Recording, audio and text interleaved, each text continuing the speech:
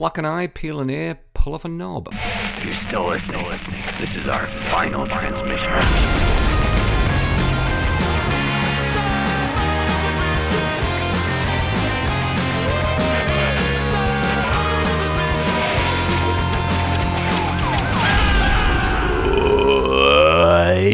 We're here, Jamie. It's the Final Transmission podcast. It's me, Sam Russo. It's Jamie Carruthers. It's one horror movie a week from the dawn of time until you can rest easy till the end of time. And today, hi, Jamie. Hello, mate. We are breaking in to our Miggy month to do something different. We bring you a special bulletin. Special bulletin. Sorry, that was a bit more. What's that fucking dance song? Bit more Crazy Frog than we needed. Yeah. Doug would know what that song's called. I don't remember. Anyway, we're stepping away from Miggy for a week to talk about a brand new release. Hot off the press, it's 2026's Hokum. Hokum. So we talked about this briefly in our what movies we're stoked for this year. And we were both pretty pumped. I mean, I was marginally pumped. Hokum Pokum, Harem Scarum, here we are talking about basically an Irish movie. Yes. We don't do films this recent very often. And there's been a couple of occasions in the past where we've seen something very contemporaneous and been like, we should probably talk about that. Yeah, and this felt a bit more of a showstopper than usual. Yeah, I saw this at the Scream Unseen on Tuesday night, Monday night, something like that, and I was like, "Fuck me, that was incredible." Your breath was taken away. Yeah, we know from the 100 and whatever number of episodes that I don't get scared generally. Yeah, we know that there are moments post film where I'm, I don't know, outside walking home or whatever, and I'm like, oh, maybe I'm feeling a bit trepidatious because I've imbibed some scary content and now exist in the world. And like the most aware of that I've ever been was after watching M. Night Shyamalan's The Happening. Ooh, which is garbage. Yeah.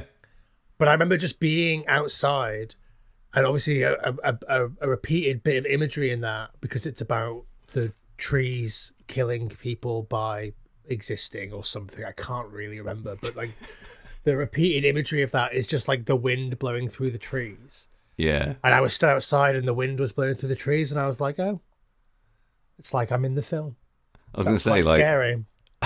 Yeah, if your horror device is wind blowing through trees, I've got news for you. Relatable. That happens quite a lot. It does.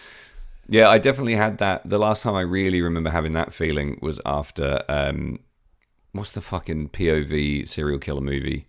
In a Violent Nature. In a Violent Nature, yeah. Leaving this, but in the best possible. Like, I love that feeling where you're like, I get to live in this spooky feeling for a while. I know it's not real, but it's really sunk into my bones, and I'm kind of there.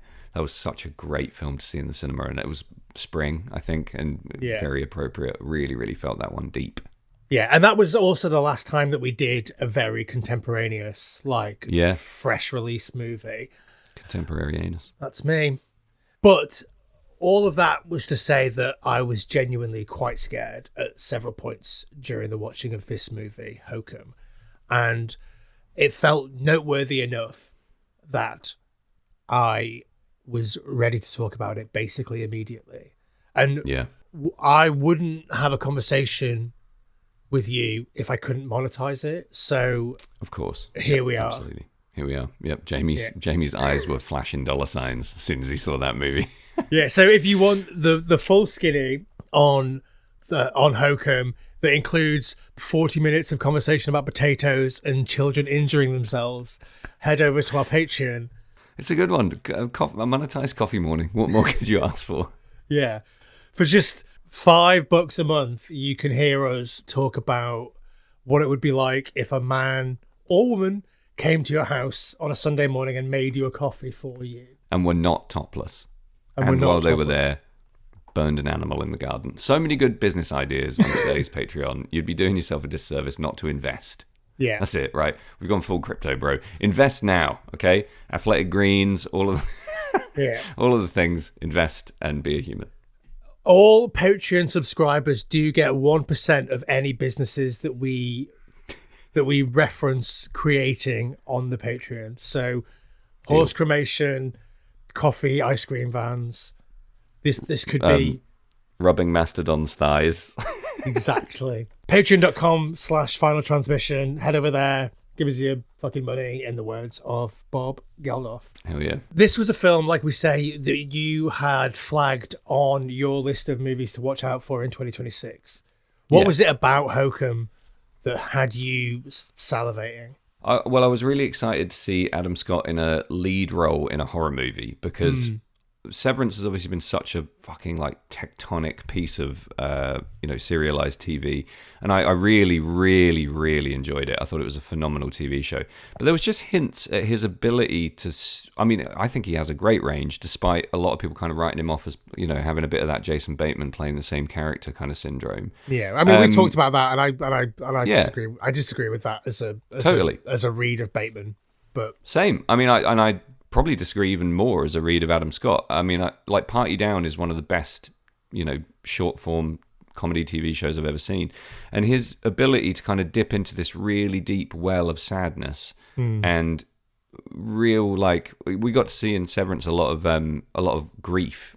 Like he does grief really, really well, but he's also a very chipper, funny, wry kind of impish character. Yeah. So I was really interested to see what they would do with him in a folk horror tale set in Ireland. That's all I knew about it, obviously, because I didn't want to get too deep and ruin it for myself. But I thought, wow, this is going to be probably contemporary based on seeing the cover. Probably going to be, I would imagine, as scary as possible. It doesn't seem like it's going to be a beat about the bush type horror. It looks like it's, this is a fairly heavy hitting director in terms of folk horror chops. And that was all I had, all I knew. And I just thought, the atmosphere was going to be wonderful, surely. And here he is with a chance to really stretch his legs as a leading role in probably a very rootsy horror movie. So all of that just got me really excited. And the idea of watching it in the cinema was obviously a massive bonus. I think you were excited, but you had a few niggling doubts. Well, so I don't love Adam Scott. I think I'm maybe part of this sort of reductive, like maybe he doesn't have a great range. I think he's got two gears. He's got a funny, smarmy gear and a sort of dour, downer man gear. Mm-hmm. But I like the dour, downer man Adam Scott. Yeah, I actually think after seeing this, like his character here is very different to his character in Severance, despite the fact that they both just look sad and sigh a lot. Sure. And so I'm maybe a little bit more engaged with Adam Scott as someone that can do a specific thing but do it differently and in different settings, or in different settings, but also like you would never mistake this character for Mark in Severance. You would never be like, this is the same guy, like either the innie or the outie of that character. Like you would never be like, he's just doing the same thing, despite the fact that he's doing a lot of similar things, but he manages to like inhabit an entirely different character despite it hitting some of the same beats. And so I think that is I don't love his comedy work. I do think that he's in a lot of good funny things. I do also love Party Down, but like my worry with Hokum, and we talked about this on the episode, the sort of getting ready for 2026 episode, is like there was a movement in like straight to DVD horror in like the early mid 2000s where Ireland's government were basically like giving loads of money to local screenwriters and directors to develop their chops and bringing in a load of American talent to make films that were set in America, set in America but shot in Ireland, with a load of Irish people doing American accents, and they were of mixed quality. I was worried that this was going to fall into that, which I mean, I shouldn't have been, because Damien McCarthy is, a fairly proven quantity at this point. I've not seen his two previous movies, Odyssey and Caveat, but I will absolutely dig into them now I've seen Hokum. A lot of stuff that I've read talks about how Hokum is basically like an iteration on Oddity. Yeah, there's supposed to be a lot of elements of both those films that trickle into this. There's a bit of a same universe vibe going on. Yeah. A couple of the same actors making appearances in different roles, etc. Yeah. So I'm well in now to dig back through his catalogue. The only trepidation for me about Hokum, this isn't a spoiler, by the way, Adam Scott plays a writer. And that is normally for me like, whoa, come on now, easy, Tiger. Like it's become a very Stephen King device, hasn't it, to have a protagonist who's a writer in a haunted setting of some kind. Well, yeah. And as soon as I saw that, I thought, oh, we got to go easy here. Alcoholic writer goes to a hotel. Where have I heard that before? Yeah, exactly. And I wasn't in a cynical frame of mind. I was really excited to be at the cinema. By the way, I had to go to View to watch this, which is the giant seats and the obnoxiously enormous popcorn. It was the saltiest popcorn I've ever had in my life. I had a hangover from popcorn the next day, no joke. It fucked me up, and I did not finish my enormous pig swill bucket of popcorn they give you at View. Just walked out with like a hugely swollen face. Like I did, like puffy eyes, like swollen hands. I woke up with swollen hands. It was so fucking salty. It was obnoxious. Sort your shit out, cinema popcorn, broadly speaking. Find a happy medium, someone, please. Well, Anyway. the happy medium is salty and sweet. No, the happy medium is the appropriate level of salt, warm, fresh popcorn in a sane size container. Yeah. For a sane price. I have It's to warn corn. you that none of the cinema popcorn is fresh. No, Ever. it all comes in a bag, obviously, but at least they warm it up sometimes. Some It places all comes warm in it a up. bag. If there's any left at the end of the day, it goes back into a bag and then comes Yeah, of back course out it does. the next day. And you know when you get it because it's disgusting. It fucking tastes like crap. I've given more popcorn back in my life than I've given pints back, I think. I'll drink like a sulfurous, noxious, semi-slimy pint before I'll eat, 4-day-old fucking stone cold popcorn. I hate when you drink a pint and you're like, this pint is going to ruin my day tomorrow. I can taste the lines.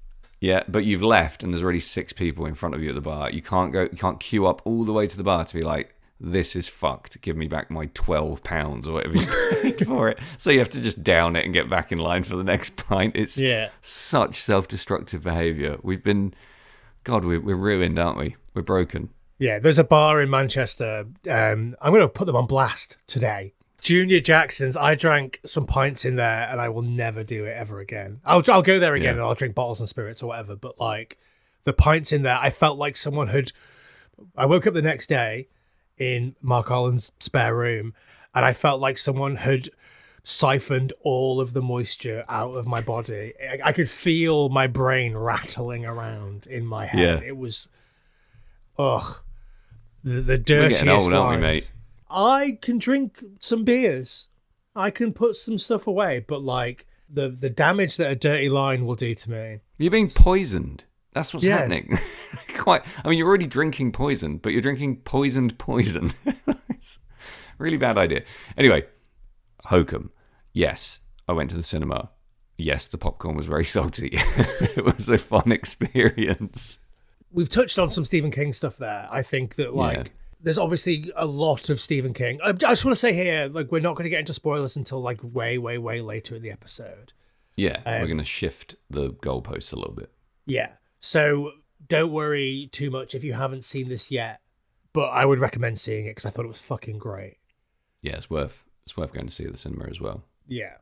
But yeah, the Stephen King stuff is very present. I feel like when your Damien McCarthy is making something like this and maybe has the idea of like an alcoholic writer goes to a hotel and there's some folklore involved. Obviously, Stephen King has never or doesn't really spend a lot of time in Irish folklore. So that's like the interesting thing that Damien McCarthy's bringing to the table here.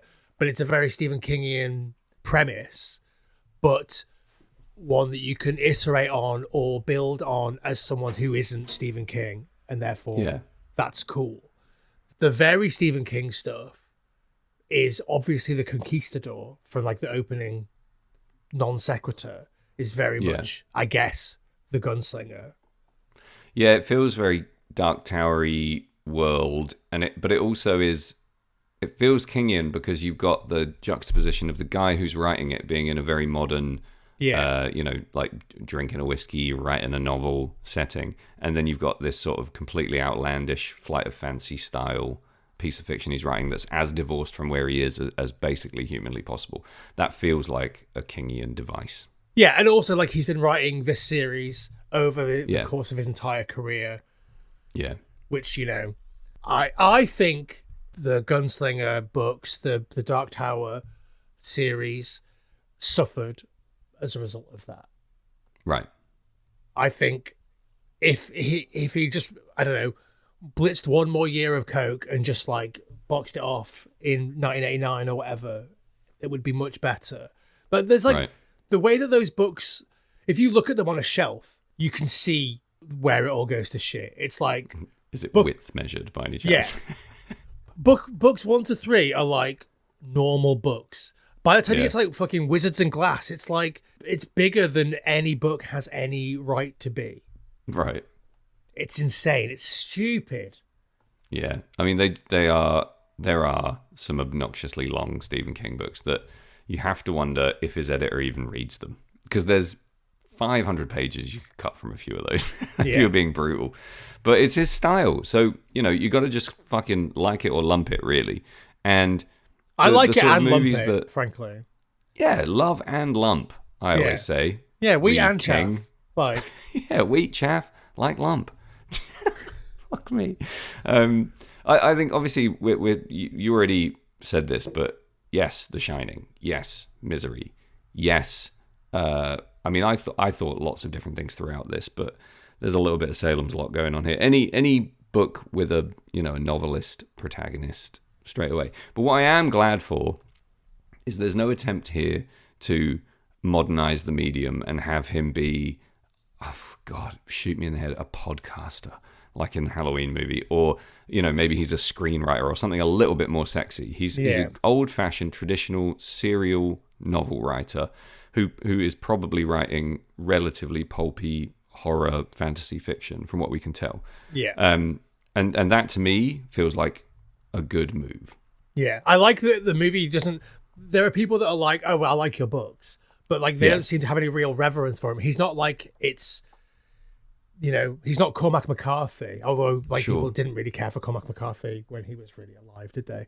Like only at the very end of his career, people really got on board with him. But or like, I don't know, Hemingway or something. He's not like one of these like huge, influential, amazing, universally loved authors. Yeah. He's Stephen King. Although Stephen King is, I guess. Well, I don't know. He's a known quantity to people in a rural environment in a different country. So you've got to imagine he's done TV. He's probably been interviewed on mainstream TV, stuff like that. He's got a level of fame that is, I don't know, maybe a thing of the past nowadays. Like, he inhabits an interesting place because movie universe-wise, we don't need to see his fame depicted in any kind of parallel story or flashback or calls from his agent or like cutaways to him on TV or anything like that. We're just left to figure out that he's a pretty famous author in an environment that's not his home for the most part. I think like they do a good thing of giving him a really fucking stupid name, and therefore like if you didn't recognize him, you would see the name Ohm Bauman and be like, well, I recognize that name. It's not like his name is Stephen King or... Yeah. It's not like a cool, zippy, off the tip of your tongue kind of name. But, I mean, calling it stupid, it's an Irish name. Like, well, kind of... Like, yeah. But what I mean is it's like... It's stupid name. it's like... It's a weird name. It's a name that you would recognize rather than like... If he was an author whose name was, Bob Jones, you wouldn't be like, oh look, it's Bob Jones, the author. You'd be like, he might as well be called like Grown Sad Boy or something. Like there's something slightly onomatopoeic about being called Ohm in this context. There's definitely an element to this where I feel like the entire movie is so deliberate. There's so much really on the nose symbolism, really on the nose foreshadowing. I feel like the names are all quite important in ways that I'm still digesting. But yeah, his name in particular is a very like dreary sounding name when you apply it to this character. There's probably lots of Ohm Bowmans out there in the world who are super happy, zippy, fun time guys, but not this guy. Yeah, I think like you could. Do you know like how like people or dogs sort of look like their owners, and like names sort of look like they're the people that inhabit them? There's like Sure. there's that whole bit in Adrian Mole, which we've talked about Adrian Mole quite a lot recently for some reason. But like there's that bit in Adrian Mole where he's like, what if my parents had called me Brad or whatever? Yeah. Where like you would just be a completely different person if your name was Brad. Yeah. And like I think about that quite a lot. Like, yeah, would you have? Do you think you would have lived up to the Bradleyness of your name, or do you think you would have always just been Jamie? I don't know. You know, I like to think that I would be. I mean, I think I could have lived up to being a Brad. Yeah, let's call you Brad from now on. See how you fare. Yeah, I think our parents hold us for the first time and look at us, and they think, "What can this handle?"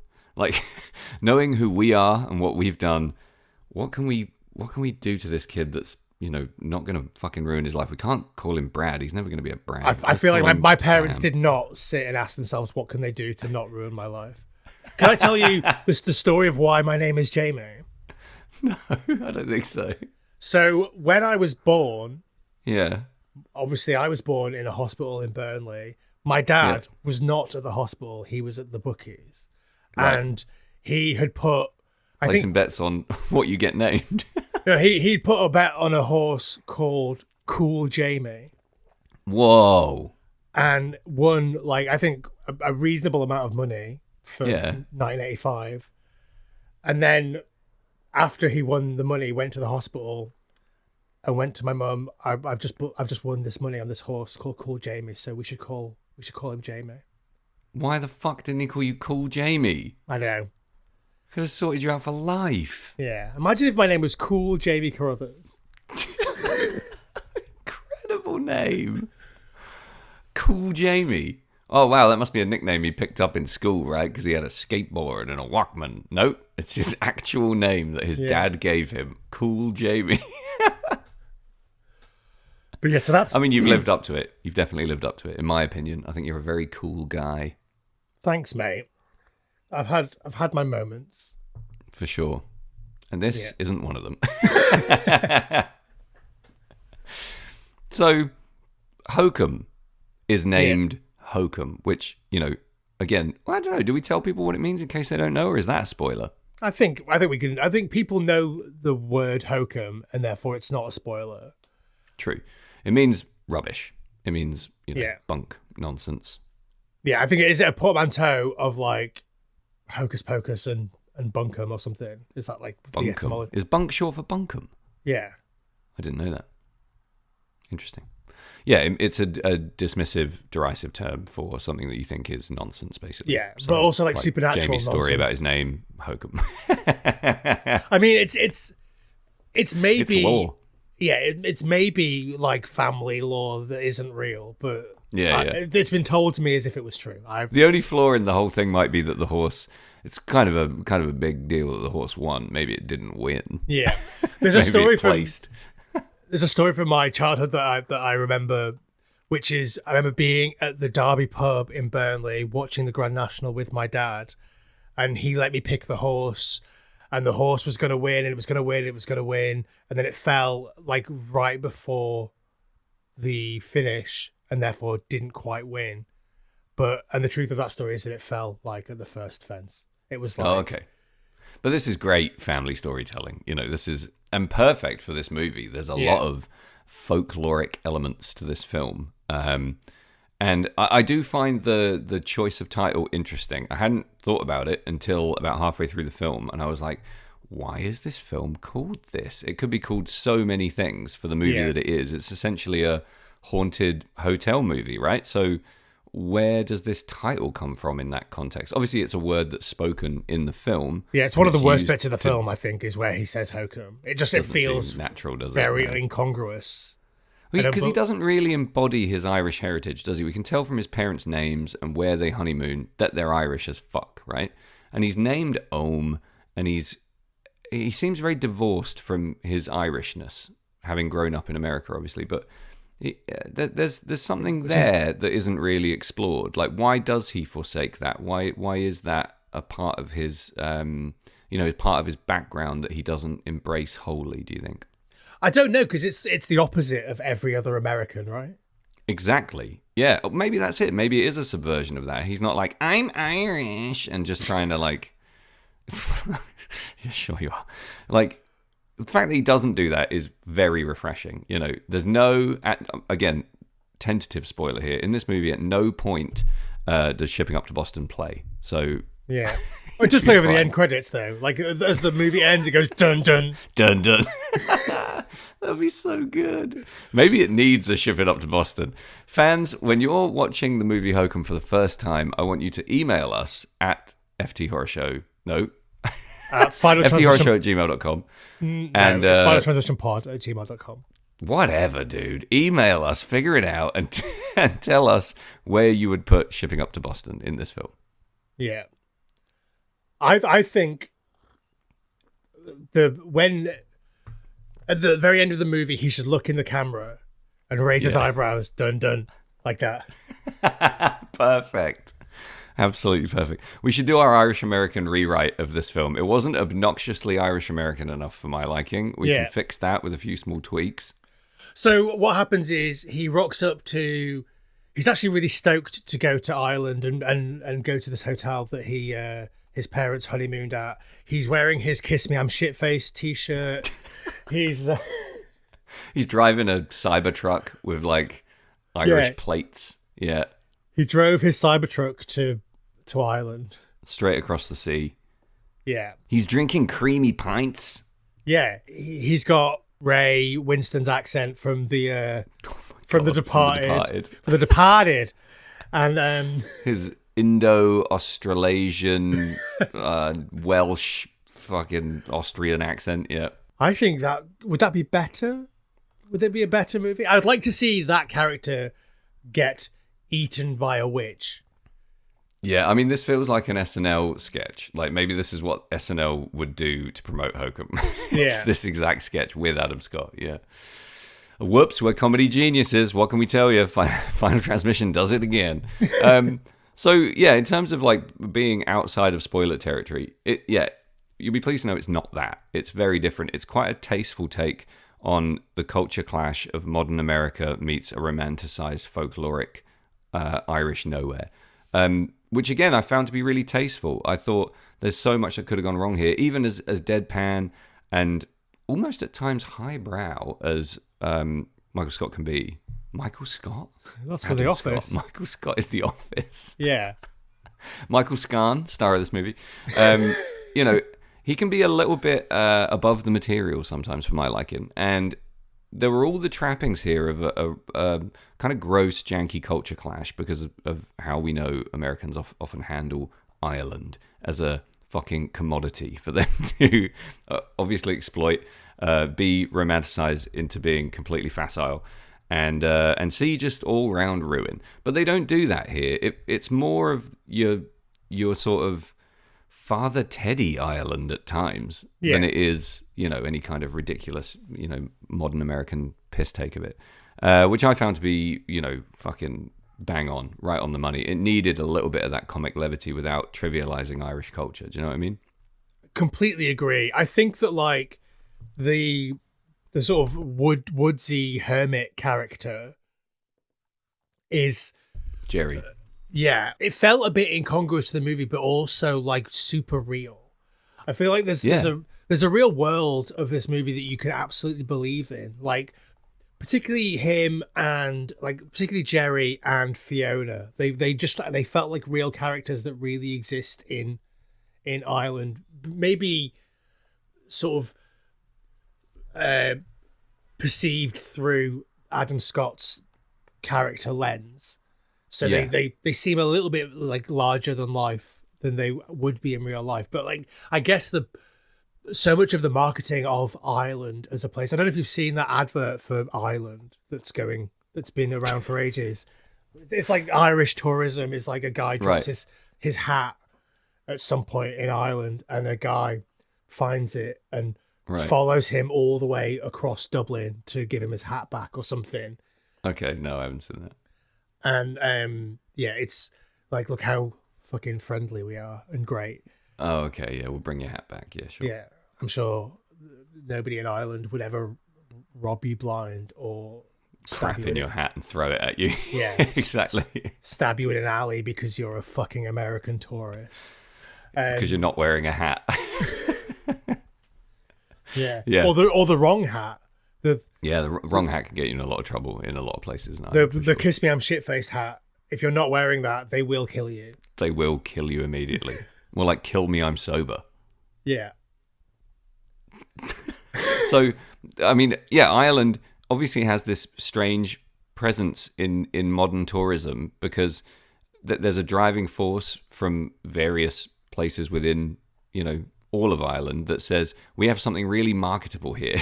We're Ireland, and in the eyes of the world, we are the land of giants. We're the land of fairies, land of enchantment. Oh no, that's New Mexico.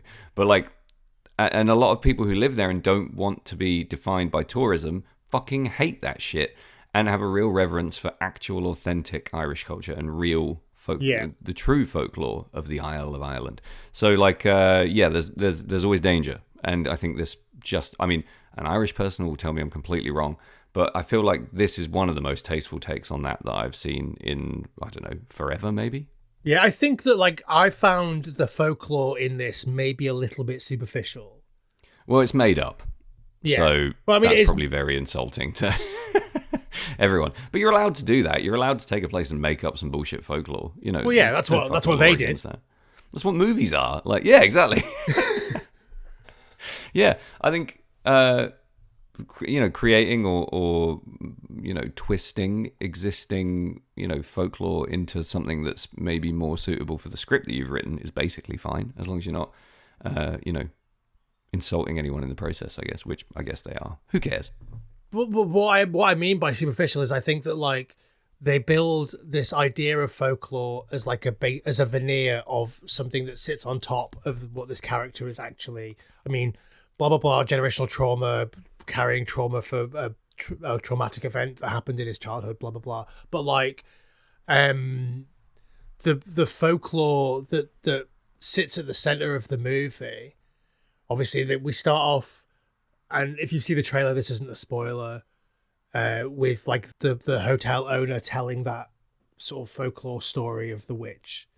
Yeah. And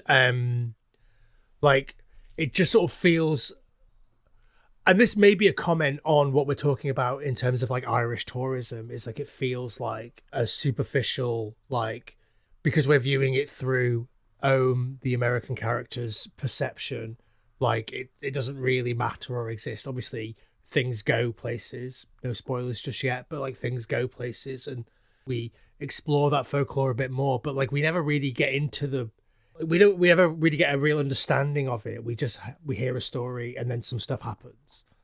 Yeah, which worked for me because it's a 1 hour 47 movie. It needs to be, I think it could be a bit tighter, but I also think if we'd gone down this path of a rigorous exploration of the folklore at the heart of the tale, we'd have lost quite a lot of the momentum. And so I think it's quite well handled in terms of pacing. I didn't really want more either. I get it. You're in Ireland, there's a witch, kind of done. I just sort of accept that as, that's enough for the context. But yeah, I think a lot of people who love traditional folk horror, which, this was kind of billed as being a folk horror movie, which I don't think is wholly accurate. That's obviously a marketing choice. Yeah. But people who want that and are thinking, oh, it's going to be like The Witch with Adam Scott, you might be disappointed slightly, or your disappointment might be replaced, like it was with mine, with something far more rewarding, which is just a really interesting plot and a scary haunted house movie. Yeah, I think it's a really well told interpretation of a bunch of really, really well trodden tropes. I think there's almost nothing original about Hokum at all, and I'm fine with that. Yeah, because it's well executed. Yeah, really, really At the end of the well day, executed. It's a well-made film. Yeah, it's not. There's no oh fucking hell, it was really good until they started doing this, or until this type of camera work, or why did they? There's none of that really, because it's not flawless, but it's really well made. Especially, it feels like it does everything it can within the confines of the budget and the tools at their disposal to the max. It's really hitting a lot of the keynotes for me in terms of the quality of the film. Yeah, there are a couple of things that I thought were cheap and bad that I will get into in spoilers, but just know that they existed. Yeah. There's a specific visual that felt very what's the word? Contrived, maybe. Okay. Like it was Neon, the production company, being like, "Hey, we need a scary visual for the poster. Can you insert scary visual?" Yeah. Yeah. And I'm sure you know what I'm talking about, having seen the movie. Well, I'm kind of wondering if we have the same thoughts and feelings about the minor flaws, because if I was making a list of flaws with this movie, it would be fractional compared to the list of things I thought were great about it. So It makes me think maybe we've got the same list. But yeah, I really think in terms of, like I said, the filmmaking quality, the general atmosphere, the basis on which the film stands, the whole idea of the main character, the story, everything else. I just wasn't watching it cynically, and I wasn't watching it, to write a review or anything like that. So I just enjoyed it, which was nice. But also, nothing was screaming out at me as like, this is dumb, this is lame. It was just like, I accept all of this works, which normally tells me the film's on really strong legs. You can kind of get away with a lot more when you've got a central conceit that is both believable and well executed. And there was never any point where the movie expanded beyond its remit. Do you know what I mean? It just felt like it was ticking along in the right place the whole way through. Without spoilers, obviously, I want to talk a little bit about the ending.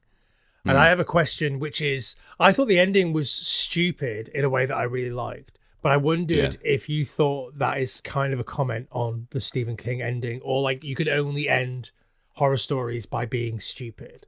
Yeah, you can't just have an ending. There's got to be something wrong with it. Yeah. Like I think it's Yeah.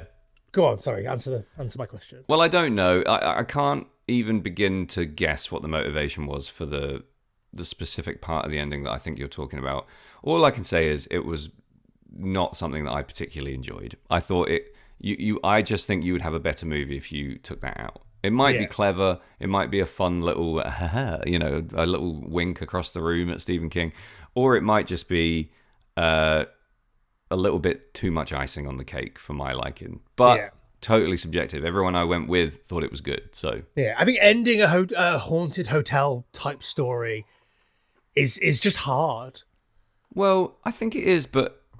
And again, I'm not saying I can end one better. I'm just saying, like, I quite like an atmospheric ending that maybe leaves a few things hanging. I've got no problem with a lack of complete resolution, but contriving a whole new layer of doubt or suspension of what to question yourself as you leave the theater or whatever. I just don't think it's necessary. Haunted house movies, I like a slow pan away from the house with a few questions unanswered. I'm totally fine with that. I don't think I need much more than that. As a fan of the genre, as a haunted house lover, I understand that haunted houses should defy expectation and understanding of the rules of the mortal realm, and therefore we should just be able to pull the fuck away and let them continue to haunt. But I also know that we're dealing with a modern audience who maybe need a little bit more constant stimulation, a bit more constant you want to be on the balls of your feet the whole time. So yeah, it's hard to say. Yeah, so you mentioned Robert Eggers' The Witch a bit earlier, and I think that like a lot of people, you're right, will be going into this thinking of that movie, but I think it's much more barbarian than The Witch. Like it really, obviously, like the sort of the subterranean creature in the basement or whatever thing is very reminiscent of Barbarian, but also the way that it balances like fun and horror. Obviously I didn't get scared in Barbarian the same way that I did here, and I did, strangely. Interesting. I think that like the visuals and the atmosphere and the mood in Hokum is just much more conducive to scaring the shit out of me than, I don't know, what if I went to an Airbnb and there was a creature in the basement? Like that doesn't scare me. But like, what if I went to tension? What if I went to Ireland and there was 1,000 years of historical folklore? Yeah, okay. Yeah, exactly. Yeah, immediate squits. But yeah, I'm Barbarian's tension scared me up to the point where it got a bit. Again, I think this movie has a lot of well executed jump scares. We talked about how we have nothing against jump scares as long as they're well done. I think this is packed with them. The same with Barbarian up to a point. When it just becomes like a rampaging monster in the underneath the house, then it lost me a little bit. And there's some shit at the end where I was like, nah, I'm out. But the first half of the movie I found really taut and quite frightening. And the same with this. I thought the tension building was superb. Yeah. And some real twists that I thought were borderline amazing. Really quite brave writing, clever writing in Hokum, and really, really, really kept me hooked. Tonally, and not necessarily tonally, in terms of the quality of the filmmaking and how slick it is and how good it looks and how it all just works, it made me really think of Dr. Sleep. Which is a Stephen King movie. And like a kind of a haunted hotel movie as well, because obviously we go back to the Overlook and... Yeah, exactly. It's not like that film at all, really, but they're both made really well, in my opinion, and they both have flaws. I mean, Dr. Sleep I don't think is remotely scary, to be honest, and Hokum is a scary film. But what if a woman wore a hat? Well, fuck me, game over. I'm so scared I can't move. I mean, there's a couple of scenes in Doctor Sleep that I think could be scary to the right person in the right situation. Obviously, all that stuff with that one kid that is an actor that is really good. Yeah, for sure. I mean, if you're interested in our takes on Doctor Sleep, go back and listen to our Doctor Sleep episode. Yeah. Why don't we take a break and come back and get into some spoilers? Good idea. I'm going to make a coffee. You're going to make a piss. Don't piss in my coffee. It'll be great. All right, tell me what to do.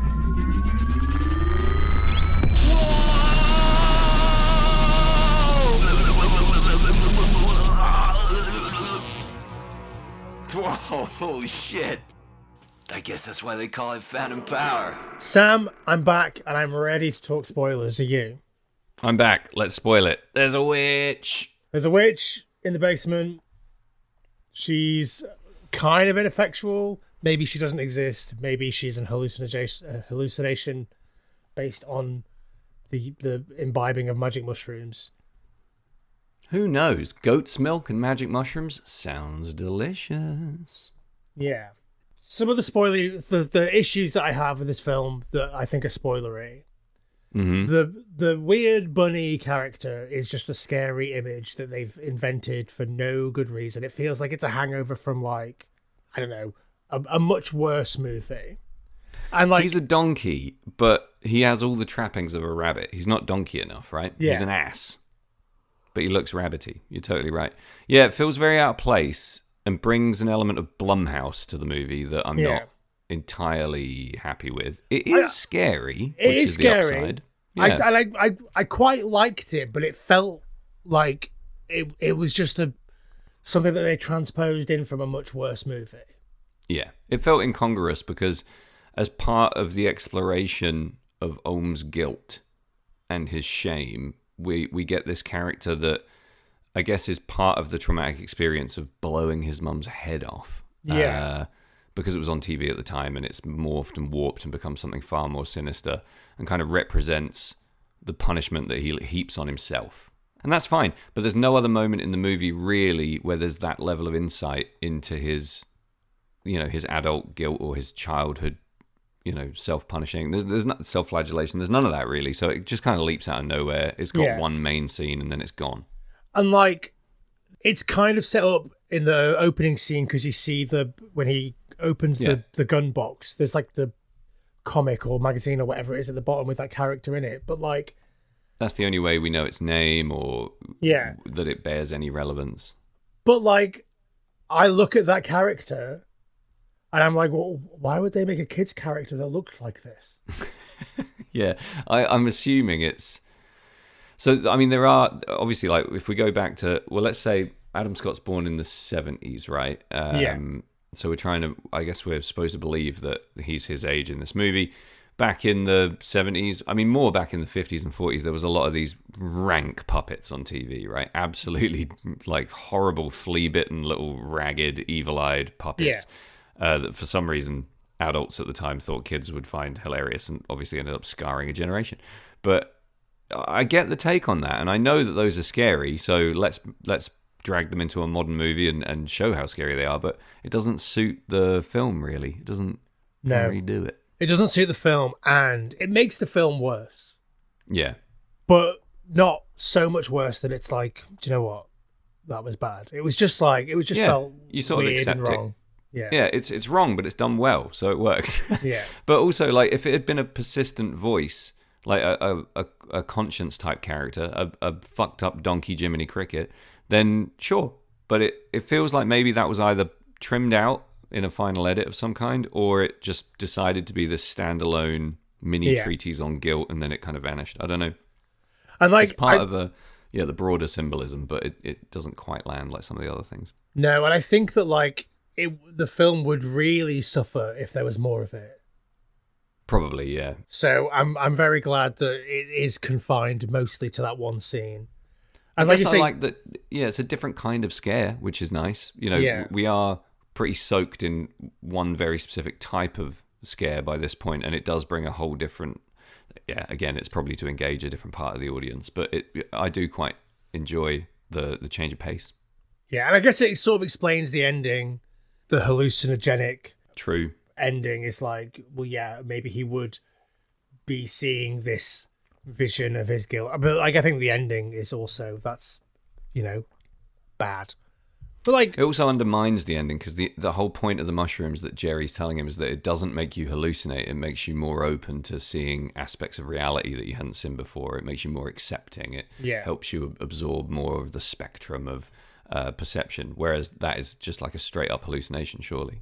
Yeah, and the thing about the ending that I thought was the quote unquote bad but good ending is that like you carry this ghost with you, this ghost of your traumatic experience as a child, but like in reality, you can weaponize the ghost that you're carrying with you against the actual scary thing that's happening to you in this moment.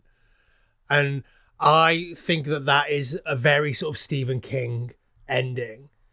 Is one of those sort of stupid ghost story endings or stupid haunted area place endings that works for me. And it's all the stuff that's sort of tacked on after that I didn't really care for, but I thought that was stupid and bad in a way that really tied neatly into like the more sort of general haunted story, or like really tied it in nicely with like the entire history of like stories about hauntings like this. Yeah. There's an element to the character arc of Ohm that is a bit, it's so cut to fit that it could be boring in a different movie. Guy has haunted childhood tragedy, is haunted by the guilt and the shame of it for his whole life, essentially fuels his adult endeavors. There's a reason he's a novelist, there's a reason he's a misanthrope, there's a reason he's a fucker. But it also, ultimately the resolving of that, the forgiving of himself, the reconciliation with the ghost of his mum, all of that stuff is what saves him, right? So in the beginning, he's writing about, he's an alcoholic, he's obviously abusive. He doesn't really have anyone to abuse, it looks like, but he abuses everyone he can around him. Yeah. His character, the conquistador, is trying to find salvation in a bottle. He's drinking. He's trying to find salvation in a bottle. There's a lot of like parallels going on there, and it's all very basic. Like but it still really works because it's a folktale. It's a classic story. Man finds salvation by forgiving self. That's great, and I actually quite enjoy the depiction of it. I like the scene of reconciliation with his mother's ghost. I thought that was really quite moving.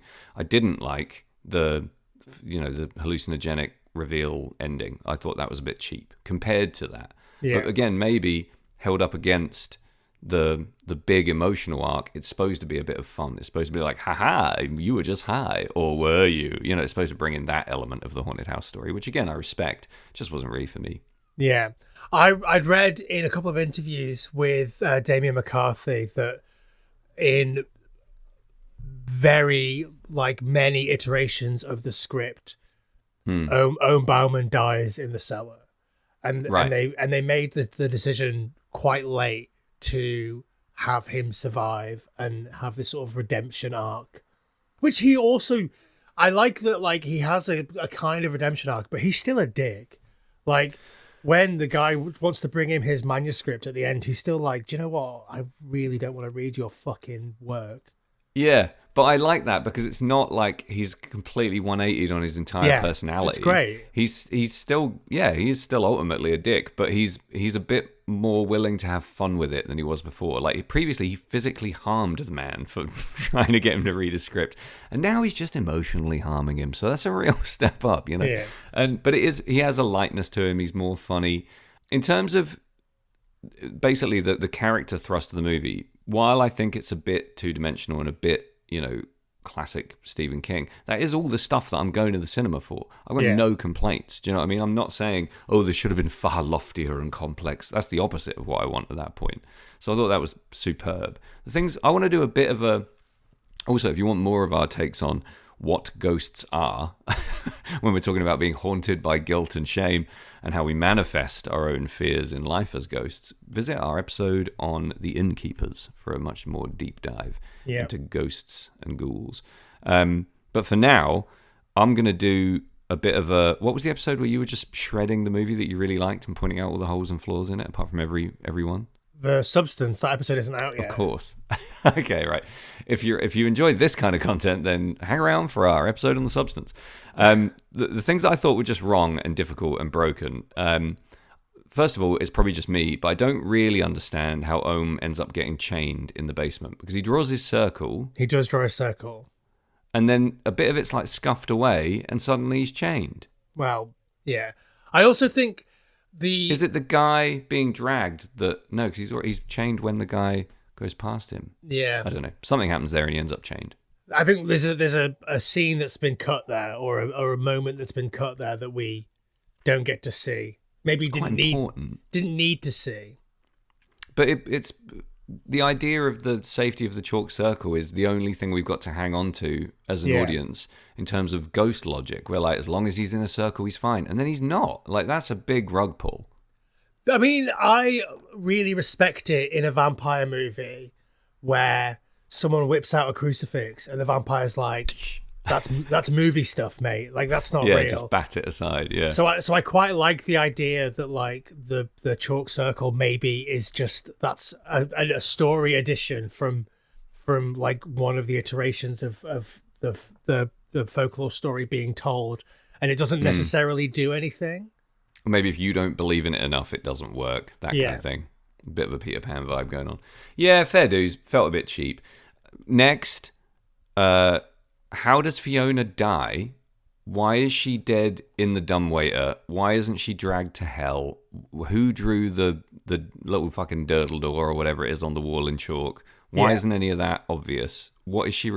How is she record? Like, I don't know. What happened with Fiona? The issue with that I have is she obviously gets out of the dumbwaiter, and is walking around and recording on this dictaphone or whatever, and is like saying that, oh, there's stuff here and shit's going on, but then she's back in the dumbwaiter dead in the exact position that she was when she went in there originally. So that doesn't make any sense to me. That's the issue that I have with that. I think, like, obviously, I don't care how she died. All that matters is that she dies.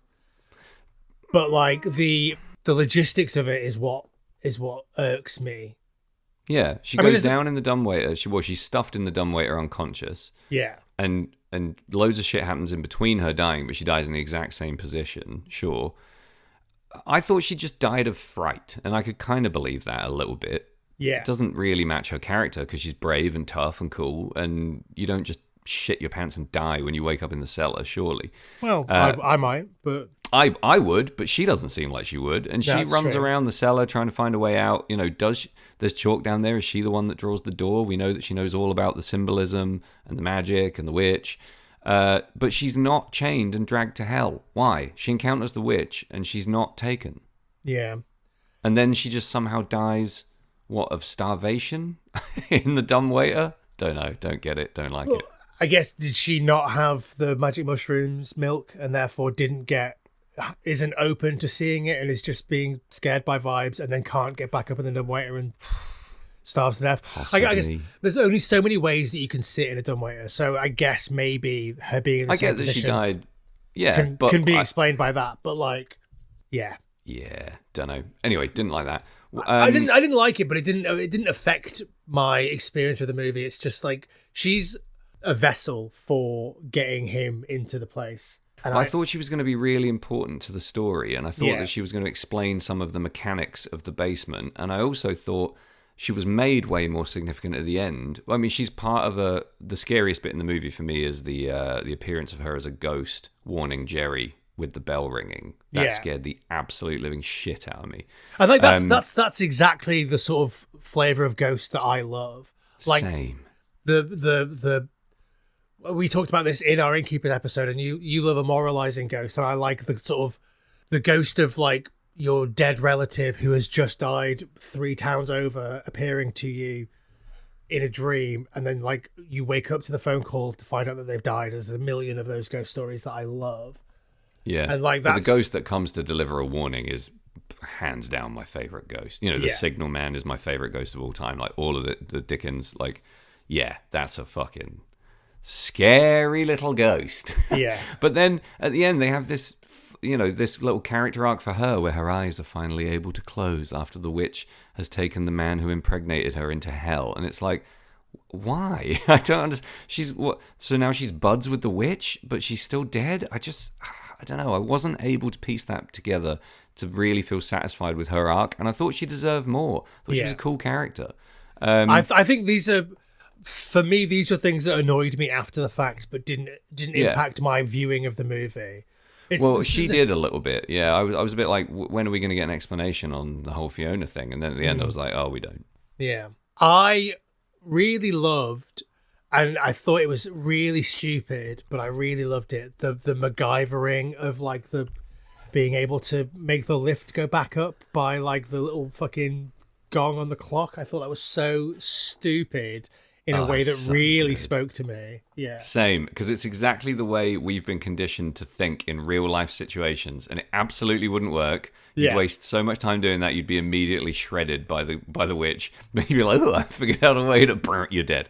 But I thought it was great, and it was because it's such magic realism type thinking. It's Yeah. such a novelist's move. Like, there's no way he's going to do anything useful or practical. He's going to put a little bell guy next to the switch. Yeah, I thought that was really, really cool and really clever. Because I think ultimately, like, the writer is looking at this impenetrable fortress of a room and thinking, "Fuck, how am I going to get him up and down in this?" And yeah, it's a writer's way of thinking. It's quite cool. Yeah. So what else didn't you like? Was there much else? I mean, I still don't understand the witch's behavior. I don't know why she's confined to the basement forever and held there by a door, but then suddenly she can climb up the dumbwaiter into the room and then presumably attack and kill whoever she wants, but can't cross the chalk threshold and then just can.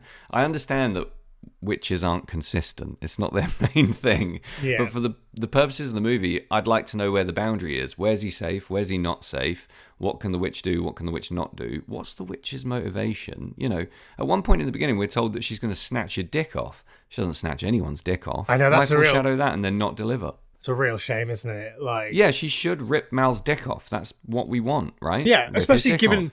given who that character is. I mean, I wonder Yeah. if they have removed that from, like, in the edit. Someone was like, "Do you know what? In order for this to be a 15 or whatever, we need to not." It was a see that- 15, yeah. See that guy. I don't get know. his I dick wanted to ripped see it off. pluck an eye, peel an ear, pull off a knob. I wanted to see that in the basement, and we were robbed of that. I thought it does lack gore. It really does lack that. I would've never been- missed it at the time. Yeah, I mean, him being dragged into hell is fine. It doesn't seem like enough. Like, we really fucking dislike that guy by that point. I can't Yeah. say he's that hateable, but he really is a thoroughly dislikable piece of shit by that I mean, point. I think the idea of a person feeding people he doesn't like to witches. It's too cool to hate, though. That's the problem. He's not enough of... Like, what he does is terrible, don't get me wrong, especially Yeah. to the person he does it to. But he's not despicable enough. He's too fucking greasy and sort of inert to really be hateable. And yeah, it's kind of a cool... Like, I would do that. I would totally do that. I can relate too much. A thing that I struggled with, and I don't know if I'm just like Irish blind or something, is I really got Mal mixed up with Fergal. Yeah. Yeah, I don't think it's you being Irish blind. I think it's because they set Fergal up to be the bad guy at the beginning, and they don't differentiate him enough from Mal as characters. They both work at the hotel. They both wear tweed. They're both walking around with the same kind of shaped head. They do become more distinct as the movie goes on, but I can totally understand. And what are they? They're not cousins, are they? He's cousins with all the cops. Yeah. He's the son of the owner. Yeah, I think it's easy to mix that up because it's not, there's no hard division between the two of them. The people I left with were confused. The people I went to the cinema with were confused when we left about that as well. But I like that classic Agatha Christie thing of setting up Fergal as a bad guy. He's friends with the cops. He's this, he's that. And then the real bad guy is the guy we thought was just a bit of a sad, lonely fella. Turns out to be a real fucker. Yeah. Also, okay, so why does Adam Scott why does Owen Bauman hang himself and not shoot himself with the gun that he killed his mum with? So that he can stay alive, presumably. Yeah, and maybe because he couldn't bring the gun to Ireland. Classic. TSA gets in the way of a nicely rounded suicide. Exactly. No, I really liked the surprise that he hung himself. I thought that was great because I just did not see that coming at all. I mean, I didn't see it coming. It's one of those things that you don't see coming, and then you're like, well, yeah, obviously he's massively depressed and has finally come to terms with this horrible thing that's happened, and we don't know quite what it is yet. Did you get that he shot his mum in the face with him being like, the person was too young to and to they should try have hung him, whatever. and then he hangs himself. Yeah, it was glaringly obvious to me, but yeah, yeah, it didn't occur to me until he hung himself. Right. But I was like, no, I thought like, well, there you go. You're hinting too heavily that it was you. You're depressed. You've got a difficult relationship with your father. You shot your mum in the face. yeah. I mean, it is quite another minor criticism. It's an incredibly dramatic story. He accidentally shot his mum in the face. Fuck it now. Like, that is outlandishly dramatic. It is outlandishly dramatic, but it's also a thing that I think is a bit too tropey. Like, we've seen it too much. Yeah. And like, yeah, kids in America play with guns and shoot their parents in the face every day. 400 of those happen every single day in America. But like, it's also kind of a bit hacky. It is a bit easy. I don't know. I feel like I'm really picking nits here because it worked for me in the cinema. Everything I'm talking about worked while I was watching it. It was such an entertaining film, and it was so wholly arresting from start to finish. You don't have time to be like, oh, that sucks, because it works. That's what I mean about it being really well made. You can take a load of stuff that's a bit cheese dick and slam it all together and it'd be terrible. Or you can take all these kind of slightly cheese dick elements and you can make something that really entertains people. So again, not really a criticism, just stuff that doesn't sit right afterwards. Yeah, I just don't really think The Witch having no boundaries or logic works in this context, really. And she doesn't deliver on her promise to rip dicks off, and that's a bummer. Don't really understand Fiona at all. Not 100% sure about the mushroom stuff at all, really. I don't think we needed it, to be honest. But maybe it's fun that I just don't get. That's about it in terms of criticisms. What about you? I think I'm basically the same. Like, I had no issues with any of this stuff while I was watching it. I was like, okay, so why is she dead in the dumbwaiter? Yeah. And like, if the witch is, and this is just my brain being completely poisoned by capitalism, but like, if the witch is confined to the cellar, then why aren't you like letting people stay in that room in the honeymoon suite? Like, that's absolutely. And also, why the fuck, like, again, we're thinking way too realistically here, but I'm like, if you've got a witch in your cellar that is such a tangible, palpable threat to human life, fucking go somewhere else. Like, open your hotel, move your business to a different building, call a Ghostbuster. Deal with it somehow. Don't just continue to let people, like, the chaos that can ensue as soon as someone finds one key is not worth it, dude. Like, you're gonna end up in jail or dead. Like, just fucking move. But yeah, I mean, we wouldn't have a film if that happened. So I love the idea of like a native person gatekeeping folklore that they know is real. Yeah, 10 feet under them. Yeah, and then using it as like a disposal tool for people that they don't like. I wish that like that was more of, maybe not this movie, but like something that is explored of like the volcano worshipping natives. Like, yeah, if you don't throw the virgin in here once a year, the volcano god comes out and eats all the babies or something. Yeah. Like I love that. And obviously the premise in a million zombie movies is like, yeah, zombies are bad, but have you met people? Yeah, yeah. Like, well, the good news is what you're talking about is called the Bible. So, yeah, I do like the corrupt man usually, finding something in folklore that he can he can use to punish people and prop up his own social status or whatever, make money, whatever the motivation is. I do think that's a really fun narrative tool, and it's used well in this. I don't know the role of the father really, apart from doing the dick ripping foreshadowing, because he's gone for the rest of the movie. So I don't really understand that. The Halloween party looks banging with the proper authentic, like, turnip and gourd jack-o'-lanterns. Good fun. Yeah, I think the old guy is the gas station harbinger, right? Yeah. He's that's his character. He's the just crazy to, like, Ralph. set up some stuff and fuck off. Yeah. Like, but he's got too much going on. He holds the key at all times. He was obviously around when it became witchy in the first place. So is the witch the bride that never left the bridal suite? Is that what we're supposed to? I guess, or like Mickey. the bride that never left the bridal suite has been inhabited by this Demon. ancient folkloric witch or demon or whatever. Sure. I'll take it. It's But fine. like, yeah, I think that like ghost stories in this vein kind of don't have to make sense and are just a kind of assembly of various vibes. Definitely. And nobody in folklore history was ever like, well, if you actually think about it, that probably wouldn't happen. No one's ever So- subjected folklore to the level of scrutiny we're applying to this film about pretend Exactly. folklore. Yeah, exactly.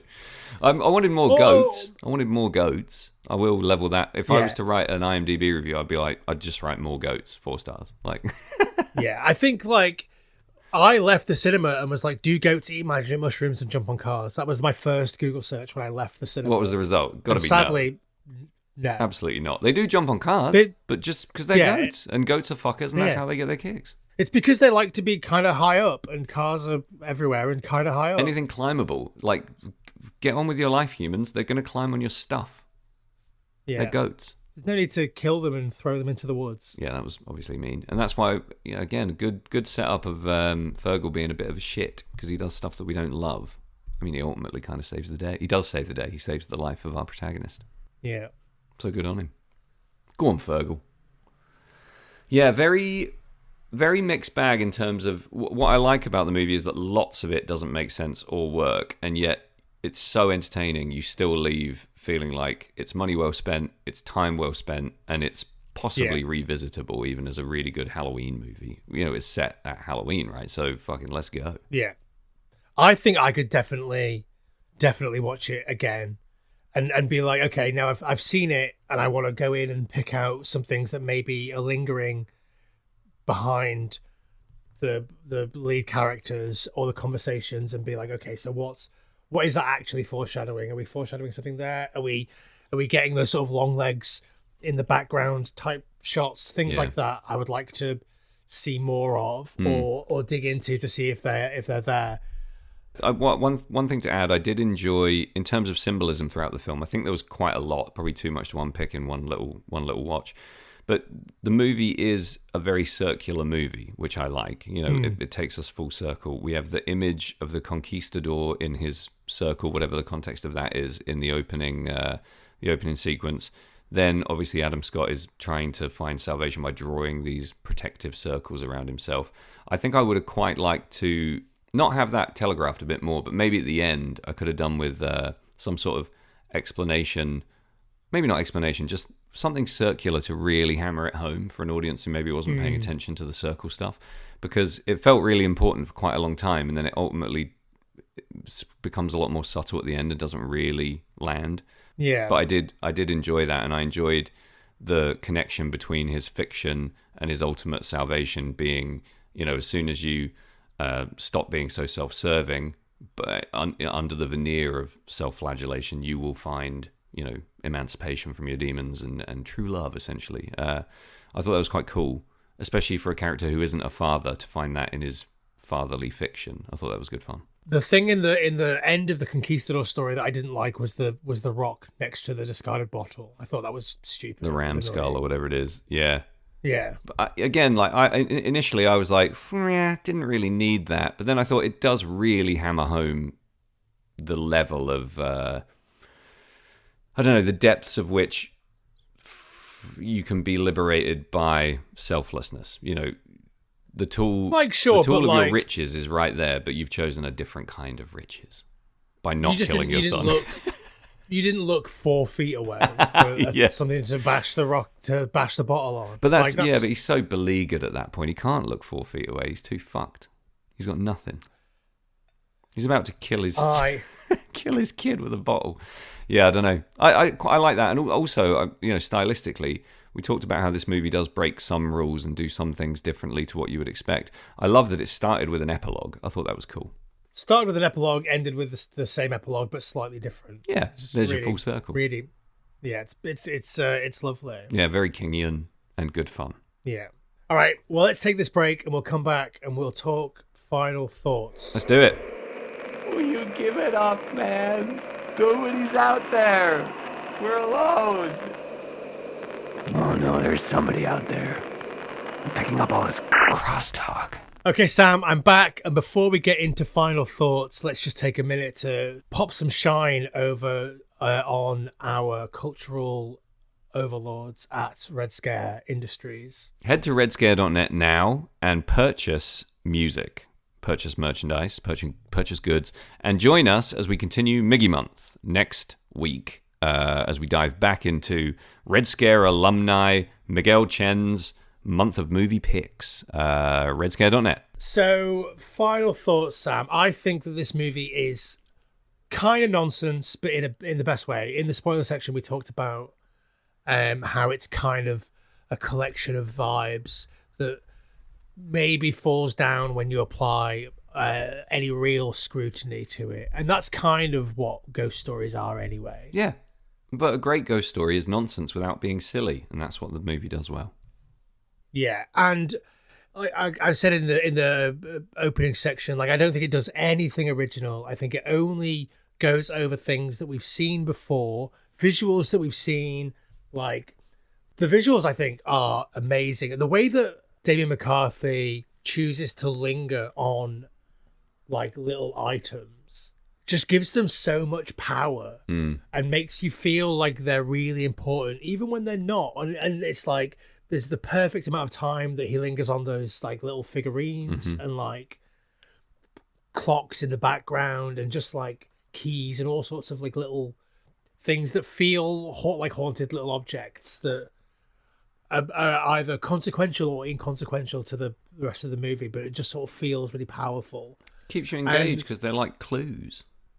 Yeah. You don't know what is and what isn't relevant, you know? Yeah, it goes back to, I mean, you mentioned the sort of Agatha Christie type thing. It's like, yeah, okay, so we're assembling all of these things in our brain. And, like, the movie isn't a mystery to be solved. Yeah. But it's, you know, it's fun to spend a bit of time with the minutiae of the movie.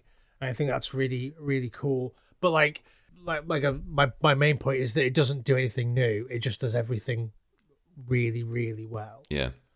Apart from the thing that we talked about, that feels like the cigar chomping producer being like, you need to put this guy in there in order for us to make the poster and make the trailer and sell this to kids. Sure. But, you know, as a score, I think I would give this 11 chalk rings out of 13. That's I thought quite it was high. really, really very good. And I will watch it again. And it could even be an annual thing. Like I say, I don't get scared of movies, and there were two distinct moments in this which scared me. One of them is that where he walks across a room, and somehow it's fucking terrifying. I saw a story with Adam, like an interview with Adam Scott, and he's talking about recording the ADR for it. Yeah. And he was recording that scene, and he was breathing, and he was meant to just be recording, like, his heavy breath. And when that happened, he went, ugh! Brilliant. And the the director was like, okay, that was an interesting choice, but maybe like back to the breath. Yeah, I loved that. There was like so many moments in the cinema where people around me were like audibly gasping. There was a shout. Yeah. There was an actual shout about 2 seats behind me. I felt a real, genuine tingle, like an actual spine chill of horror at the moment when his mum appears behind him in the honeymoon suite when he's walking. That was a real chill, like an actual I'm scared chill. And there were sustained periods where I was on the edge of laughter because I was so scared, my absolute default gear. And I thought the tension and the horror was so perfectly intertwined that there was a state of almost constant engagement with the movie all the way through. No matter what the emotional pitch or the level of horror that was happening in front of you, you're kind of always about to be scared, which I think is a massive achievement in modern horror filmmaking. Yeah, I completely agree. I think the visual of somebody walking behind you, but like kind of too close. Yeah. Is one of the scariest visuals ever. It's amazing in The Exorcist 3. It's amazing in this. I don't know why we don't see that in every movie. If I was like 50 directors, I'd be putting that in everything because it's obviously, it always works. Yeah. Well, it's something that me and my friend Billy used to do when we were kids to freak each other out. If you walk really close to someone, just off to one side behind them and put your face really near their ear, they freak out. We used to do it to each other all the time. It's one of my favorites. Because it is a feeling, isn't it? It's an immediately relatable, palpable feeling of fucking being haunted. It's what it feels like. So there's a universally shared kind of human experience of what that feels like, and it's always rank. So yeah, well done, top shelf. And like, I mean, I'm always well in for the idea of like the ghosts are something that you carry with you. Like we talked about that quite a lot in the Innkeepers episode, and like their manifestations of like what's inside you, and like trauma or whatever. I don't care. Like we've talked. I'm now with you that I'm over everything being an allegory for trauma, generational or otherwise. But yeah, like, that's why I thought this worked though, because it didn't do that really. It was more about guilt, which is far more interesting to me. It's more about the sort of intertwined feelings of guilt and shame, forgiving your childhood self, rather than it is the trauma of shooting someone in the face. Like they're both very egocentric processes for a protagonist to go through, but one of them's growth and one of them's fucking boring. So glad you picked the growth path, because it's far more interesting to see him go through that than it is to have him swooning around, you know, wallowing in generational trauma or excusing shitty behavior because of blah blah blah. Like this is far more interesting to me and really well handled. Finally. Yeah. All right. So what about anything else you want to add? What's your score? Well, you know, because this was so entertaining, gave me such a solid 2 hours of fun and a little bit of Cherry Garcia and the saltiest popcorn on earth. I'm gonna. It's a 7.5 Cherry Garcias out of 10 for me because you know, yes, it was enormously entertaining. Yes, it was great fun. A very well polished haunted house movie, which I love. But you know, there are elements of this that sort of undermine the impact, and that is some of the nonsense doesn't quite add up for me. And I do like a well-rounded ghost story tale where you're given everything neatly in a bow, and you just sort of zoom away from the house like, there you go, that's how fucked it is. So I do think it's an excellent horror movie that I really enjoyed in the cinema. Few loose ends, but wow, what a night out that is, as a, you know, popcorn munching good time where you're genuinely scared in the cinema and you feel like you know, there's something behind you all the way home. I think that's a massive fucking home run for a director. So hell yeah, best horror movie I've seen in the cinema this year so far. Best horror movie I've seen in the cinema, or best experience of watching a horror movie in a cinema at least, of the last maybe 5 years, I think. Wow. I really liked it. I really enjoyed seeing it in that communal space with other people being scared by bits that didn't scare me being scared by bits that didn't necessarily scare them. Yeah.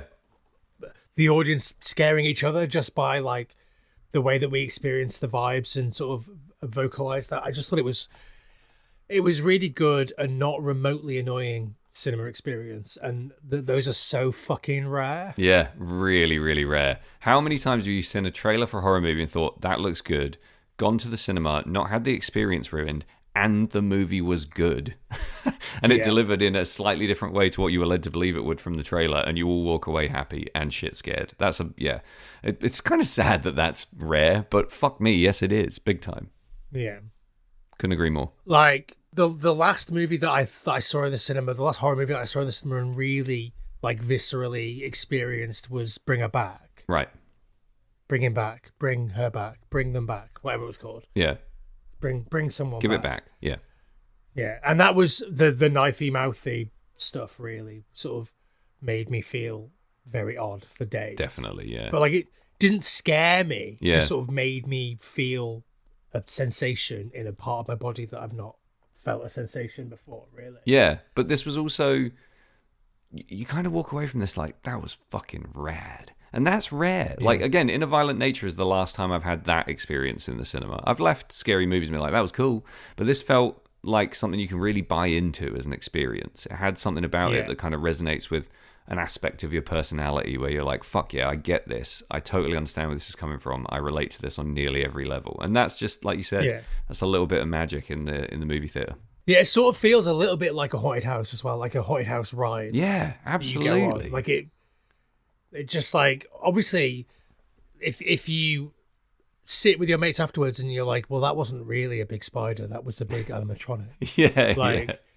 But going back down to the basement for the second time, it did feel like a ride because you kind of know what's down there, but you're still scared and you don't know how it's going to end. You know, you're right. Yeah. It did have a kind of fun, hokey haunted house ride feeling to it, which all the best, haunted house movies, or the most enjoyable haunted house movies, kind of should have, I think. Thinking about things that you absolutely should have or should do is go to our social media at FT Horror Show on your platform of choice, where you will see some content from us. You can also follow Sam on his personal Instagram account at Sam Russo Music, where you can see him taking selfies and little videos when he walks in the woods and telling you when concerts are going to happen. Yep, just endless woodland self-promotion.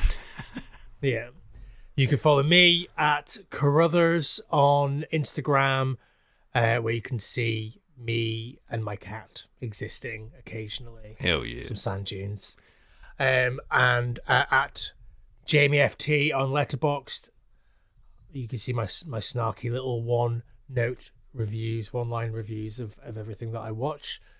We mentioned it before, but if you want to hear about these, if you want to get on the ground floor of these billion-dollar business ideas, head over to patreon.com/final transmission. Make sure that you are subscribed to this on wherever you're listening to it right now. Leave a review, have automatic downloads turned on, and why not just tell a mate? Tell a mate about the Final Transmission podcast. Say, do you know what, mate? Here's a podcast. That's all you need to do. When someone says, I just saw Hokum, it was great, be like, listen to these dickheads talk about it. Jobs are good. What else are you going to do while you're doing the washing up or cleaning or fixing your bike? Exactly. And bake Jamie a focaccia and send it in the post. Here's the address. Definitely bake me a focaccia. Email me a focaccia at finaltransmissionpod@gmail.com. These are all things you should have been doing already, people. It's time to pull your socks up. Get on your admin, all right? We're not going to do this for you. You're going to have to get stuck in. But if you don't want to do any of that, thanks for listening anyway. Yeah, I guess. Fucking freeloader. All right, we'll be back next week with the triumphant return of Miggy Month. Yep, Miggy Month rages on. Yeah. So we'll see you next week for more Miggy and more final transmissions. Say goodbye, Sam Russo. Goodbye, Sam Russo. Say goodbye, Jamie. Bye, everybody.